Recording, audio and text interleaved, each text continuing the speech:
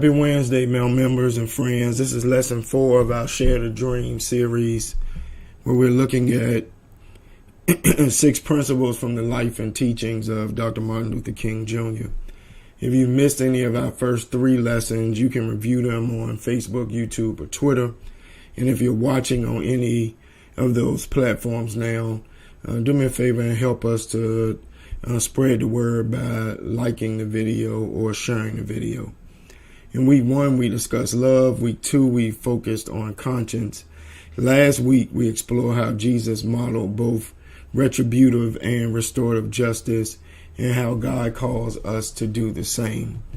We looked at how being a person of restorative justice requires us to become the person who tries to right the wrongs that have been done to others. In this week's lesson, we'll examine how Jesus not only came into this world to bring restorative justice, but also how the Messiah came to bring freedom to all who were held in spiritual bondage to the slavery of sin. So what is freedom? Basically, freedom can be defined as liberation from slavery or restraint. How is freedom expressed? First, freedom is expressed in the deliberation or weighing of any alternatives that there are. Having choices is having freedom. Second, freedom expresses itself in decision. The word decision, like the word incision, involves the image of cutting. Incision means to cut in. Decision means to cut off. When I make a decision, I cut off alternatives and I make a choice. A third expression of freedom is responsibility.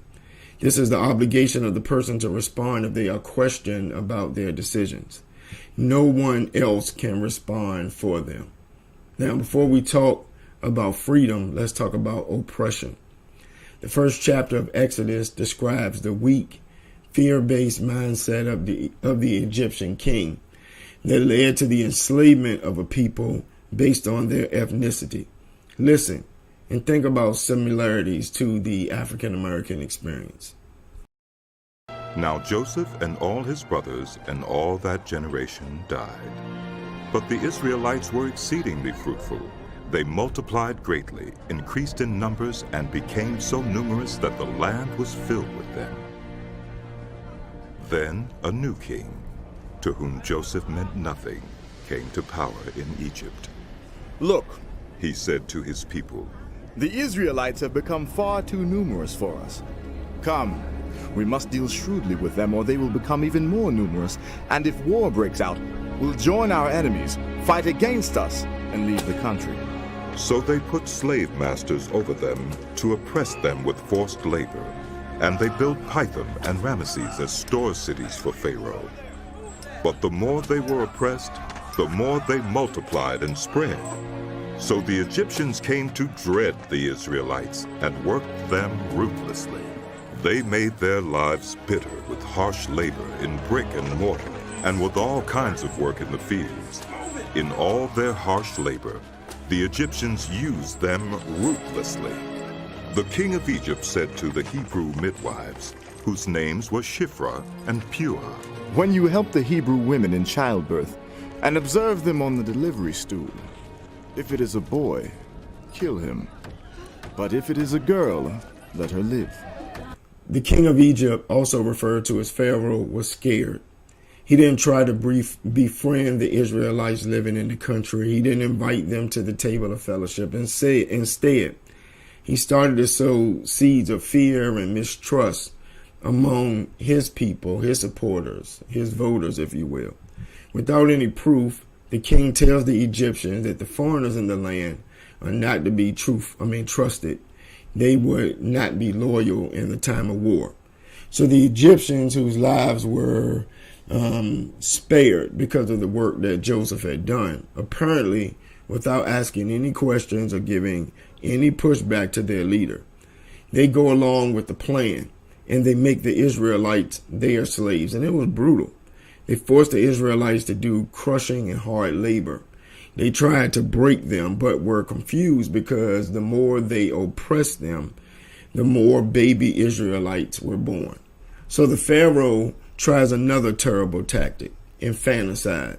He demands that the Hebrew midwives kill all the infant boys at birth. Thankfully, these women fear the Lord more than they did their earthly master and let the boys live. One such baby boy whose life was spared was Moses. In Exodus 3, Moses has an encounter with God in the burning bush. In chapter 4, after reminding God of his speech impediments, Moses surrenders and returns to Egypt to demand the Pharaoh release the Israelites from bondage. And if you know the story, you know that the king of Egypt did not give up power and control over those slaves easily. Moses had to keep returning after God sent plague after plague. Finally, after the plague of the firstborn, Pharaoh relented and let the Israelites go. I want you to picture this as you listen to that part of this fascinating story as told in Exodus 12. The Lord said to Moses and Aaron in Egypt, "This month is to be for you the first month of your year. Tell the whole community of Israel that on the 10th day of this month, each man is to take a lamb for his family, one for each household. If any household is too small for a whole lamb, they must share one with their nearest neighbor, having taken into account the number of people there are. You are to determine the amount of lamb needed in accordance with what each person will eat. The animals you choose must be year-old males without defect, and you may take them from the sheep or the goats. Take care of them until the 14th day of the month, when all the members of the community of Israel must slaughter them at twilight. Then they are to take some of the blood and put it on the sides and tops of the door frames of the houses where they eat the lambs. That same night, they are to eat the meat roasted over the fire, along with bitter herbs and bread made without yeast. Do not eat the meat raw or boiled in water, but roast it over a fire with the head, legs, and internal organs. Do not leave any of it till morning. If some is left till morning, you must burn it. This is how you are to eat it: with your cloak tucked into your belt, your sandals on your feet, and your staff in your hand. Eat it in haste. It is the Lord's Passover. On that same night, I will pass through Egypt and strike down every firstborn of both people and animals. And I will bring judgment on all the gods of Egypt. I am the Lord. The blood will be a sign for you on the houses where you are. And when I see the blood, I will pass over you. No destructive plague will touch you when I strike Egypt. This is a day you are to commemorate. For the generations to come you shall celebrate it as a festival to the Lord, a lasting ordinance. For 7 days you are to eat bread made without yeast. On the first day, remove the yeast from your houses. For whoever eats anything with yeast in it from the first day through the 7th must be cut off from Israel. On the first day, hold a sacred assembly, and another one on the 7th day. Do no work at all on these days, except to prepare food for everyone to eat. That is all you may do. Celebrate the festival of unleavened bread, because it was on this very day that I brought your divisions out of Egypt. Celebrate this day as a lasting ordinance for the generations to come. In the first month, you are to eat bread made without yeast, from the evening of the 14th day until the evening of the 21st day. For 7 days no yeast is to be found in your houses, and anyone, whether foreigner or native born who eats anything with yeast in it must be cut off from the community of Israel. Eat nothing made with yeast. Wherever you live, you must eat unleavened bread. Then Moses summoned all the elders of Israel and said to them, Go at once and select the animals for your families and slaughter the Passover lamb. Take a bunch of hyssop, dip it into the blood in the basin, and put some of the blood on the top and on both sides of the doorframe. None of you shall go out of the door of your house until morning. When the Lord goes to the land to strike down the Egyptians, he will see the blood on the top and sides of the doorframe and will pass over that doorway, and he will not permit the destroyer to enter your houses and strike you down. Obey these instructions as a lasting ordinance for you and your descendants. When you enter the land that the Lord will give you as he promised, observe this ceremony. And when your children ask you, what does this ceremony mean to you? Then tell them, it is the Passover sacrifice to the Lord, who passed over the houses of the Israelites in Egypt and spared our homes when he struck down the Egyptians. Then the people bowed down and worshipped. The Israelites did just what the Lord commanded Moses and Aaron. At midnight, the Lord struck down all the firstborn in Egypt, from the firstborn of Pharaoh who sat on the throne, to the firstborn of the prisoner who was in the dungeon, and the firstborn of all the livestock as well. Pharaoh and all his officials and all the Egyptians got up during the night, and there was loud wailing in Egypt, for there was not a house without someone dead. During the night, Pharaoh summoned Moses and Aaron and said, Up! Leave my people, you and the Israelites, who worship the Lord as you have requested. Take your flocks and herds as you have said, and go. And also bless me. The Egyptians urged the people to hurry and leave the country. For otherwise, we will all die.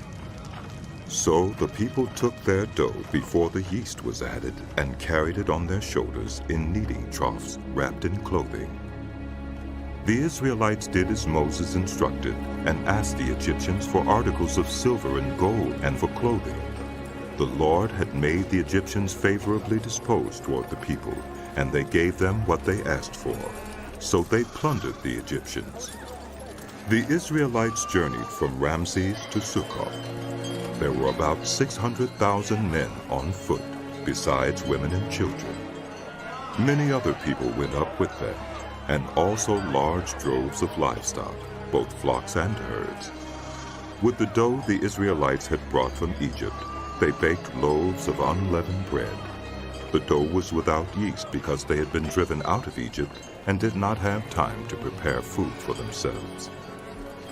Now the length of time the Israelite people lived in Egypt was 430 years. At the end of the 430 years, to the very day, all the Lord's divisions left Egypt. Because the Lord kept vigil that night to bring them out of Egypt, on this night all the Israelites are to keep vigil to honor the Lord for the generations to come. The Israelites were free, but we know that Pharaoh changed his mind and tried to go after them. But God made a path in the Red Sea to allow the Israelites to cross over on dry land. They were finally physically free, but getting free mentally and spiritually would take much longer. I don't have time to go through the history of the brutal nature of race-based slavery and oppression in this country, but I hope you can see the similarities. We know that for over 400 years, people of African descent were considered less than whole humans created in God's image. Dr. Martin Luther King Jr. once said, quote, "To rob a man of freedom is to take from him the essential basis of his manhood, to rob him of something of God's image," unquote. Like the Israelites, enslaved people endure brutal and inhumane conditions. Those in power did not listen to blacks demanding their liberty. They ignored abolitionists who called for freedom. In fact, ministers in some Christian denominations preached sermons in support of slavery. Even after the Emancipation Proclamation and the Civil War, staunch supporters of the institution of slavery did not give up easily. Laws were enacted to limit the freedoms of black people. Though technically liberated, most could not own property or freely live wherever they wanted. They could not shop wherever they wanted. Their children could not go to the best schools. They could not register to vote because of hurdles such as poll taxes, literacy tests, and threats of being fired. They were terrorized by the Ku Klux Klan and other hate groups. Like the Israelites, they were technically free, but not yet free indeed. The Civil Rights Movement sought to free people from injustice and discrimination. Dr. King wrote in his letter from the Birmingham jail, quote, "Freedom is never voluntarily given by the oppressor.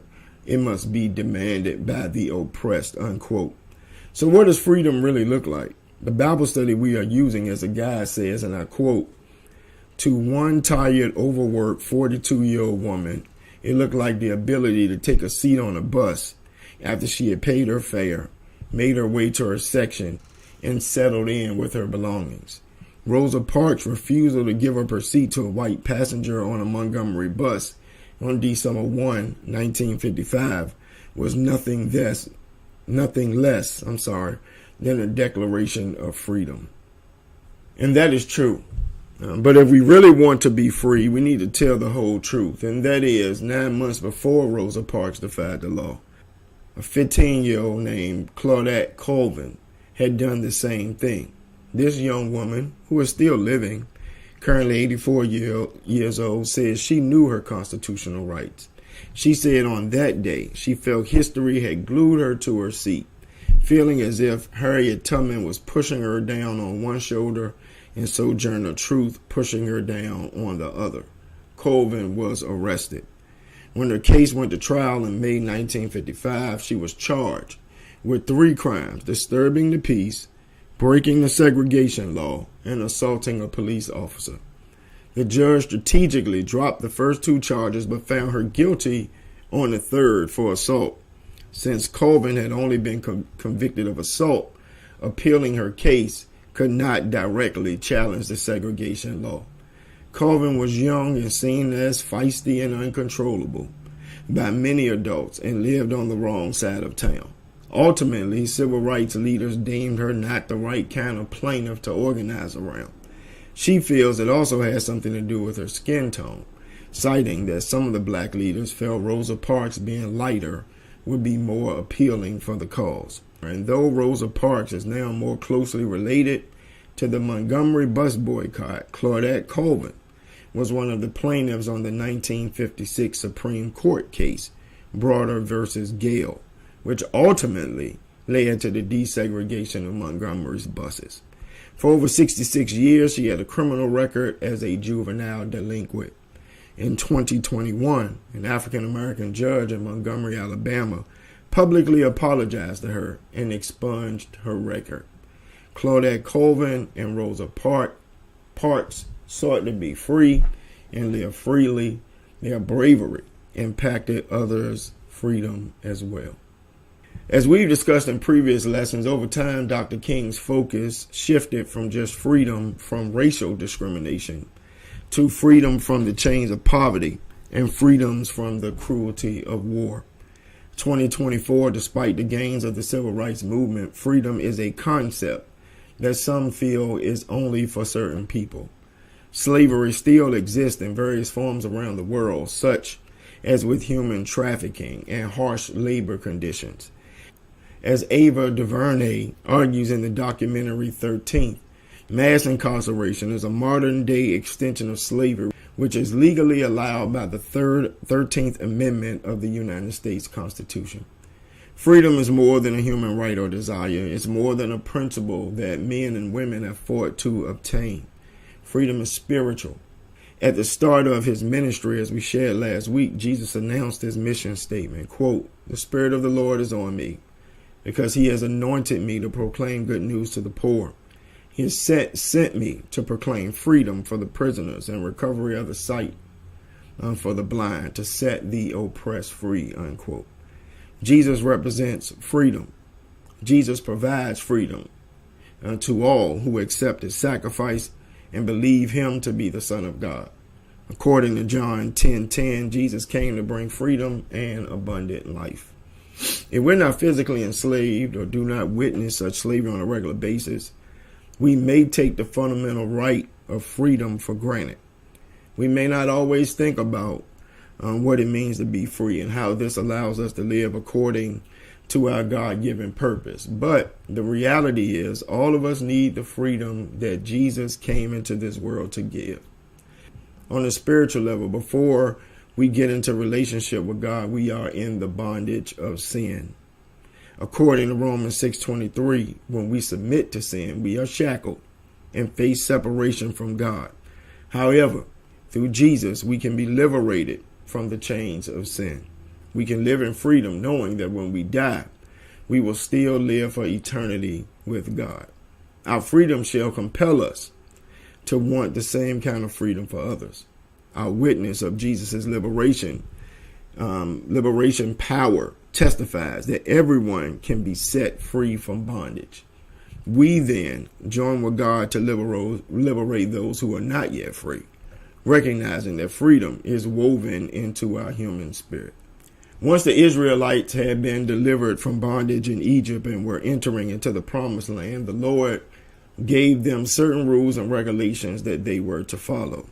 These laws instructed the Israelites on how to live as God's people and were intended to help them avoid falling into idolatry, which is another form of bondage. God wanted God's people to be free. God gave the Israelites specific guidelines on how to treat each other as well as the land. One of these laws the Lord instituted was the year of Jubilee, which was to take place every 49 years. According to Leviticus 25, during this year of Jubilee, or the year of freedom, people were to return to their own property, be released from their debts, and freed from all types of bondage. The passage lists other ways God's people were to treat each other, but the common thread and the common theme that runs throughout is fairness and care. Both the land and God's people were to be treated fairly and with care. And we can infer from this that freedom equals fairness and care.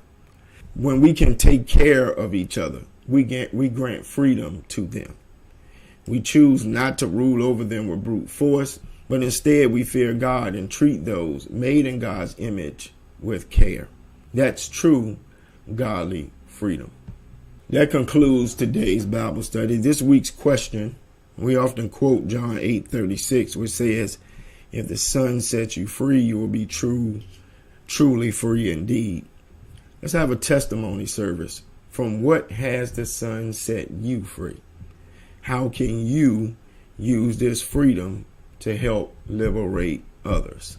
Before we go, let me invite you to our prayer call tomorrow at 7 a.m., 804-203-9011. If you or someone you know is in need of groceries, our food pantry will be open this Friday from 12 to 1. Mass choir, you're singing on Sunday, so you have rehearsal on Saturday. Church school on Sunday at 9:30, and then we'll have worship with communion at 10:45 on this Sunday as well. And remember, next Wednesday is the start of our Lenten journey, and at 6 Mount Zion, we started with our Ash Wednesday gathering. We will not have midday or evening Bible study, but we come together here at the church for a worship service at 6:30 p.m. Our church is focusing on praying and fasting for more of the fruit of the Spirit in our lives. So join us for 40 days of seeking God through prayer, fasting, and the Word. Our hope is that as individuals and as a church, We'll be more loving, more joyful, more peaceful. We'll be more patient and kind. We'll be good and faithful to others because God is good and faithful to us. We'll be gentle, and we'll learn how to exercise more self-control. All right, it's time to head over to our After Bible Study chat. If you're watching this on Wednesday at noon or Wednesday at 6:30, you can get there by going 3 different ways. Download the Dialpad Meetings app or go to meetings.dialpad.com/SMZBC or call 804-203